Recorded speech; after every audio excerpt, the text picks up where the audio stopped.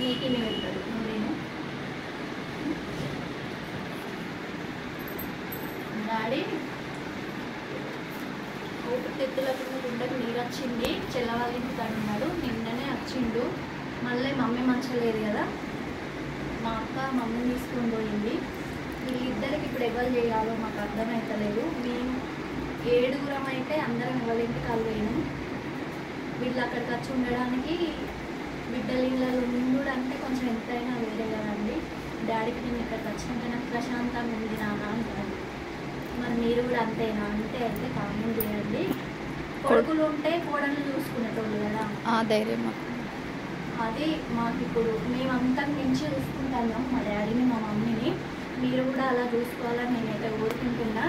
Video అయితే నేనైతే use లేకుండా నేనైతే అస్సలు పెట్టట్లేదండి. ఎందుకంటే ఇప్పుడు జరిగే సమాజంలో ఎట్లుందంటే మరి దారుణంగా ఉంది. అందుకే మేమైతే మా మమ్మీ డాడీని అయితే మమ్మల్ని ఎట్లా జారీరో మేము కూడా అట్లా చూసుకుంటాము ఇప్పటి వరకు. అది మా భర్తల సపోర్ట్. వాళ్ళు మంచోళ్ళు కాకపోయినా మేము చూసుకోకపోను, ఇంకా మాకంటే మంచిగా వాళ్ళు చూసుకుంటారు వీళ్ళని. వీళ్ళు అసలు వచ్చి ఉండమంటే ఉండరు.